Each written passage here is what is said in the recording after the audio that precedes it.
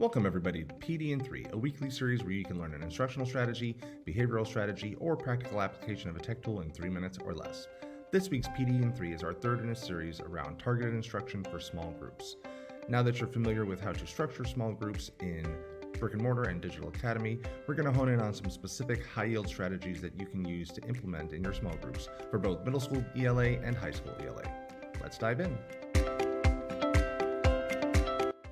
We're going to begin in the iReady dashboard using the data from iReady to decide who's going to be in our instructional groups.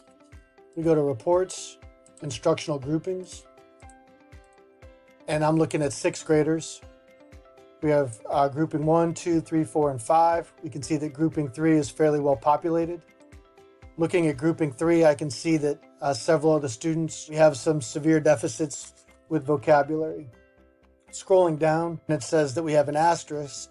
Results indicate that these students are considerably below level in vocabulary, and then we can look up to find which students have the asterisk. Now, for the high yield strategy for targeted instruction, you scroll down and then to the right, we have the tools for instruction. These are several lesson plans to help with vocabulary. I've already chosen one to begin with. Prefixes, inter, for, mid, post, and semi. These are not meant to be worksheets handed to students. These are meant to be teacher-led activities for a group of 1 to 4 students who need specific help in this area. Another tool for instruction for comprehension can be found here. This one is about making inferences.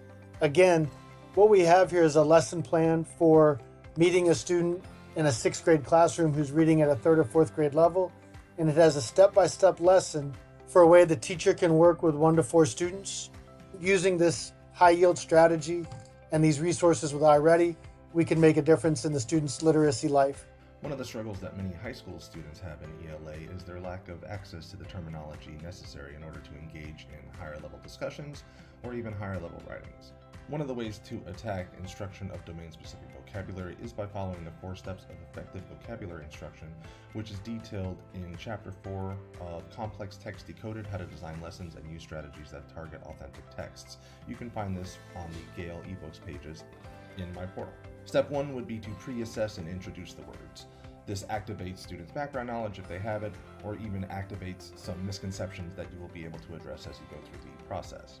Step 2 would be then to ask students to restate the meaning of the word. This can be done in a variety of ways. Have students create synonyms of the word, have students create antonyms of the word, have students start to use the word in some context to play around with it. Step 3 then is to ask students to create a representation of the word. This is often done with some kind of graphic representation, but there are a variety of ways that you can have students tackle that.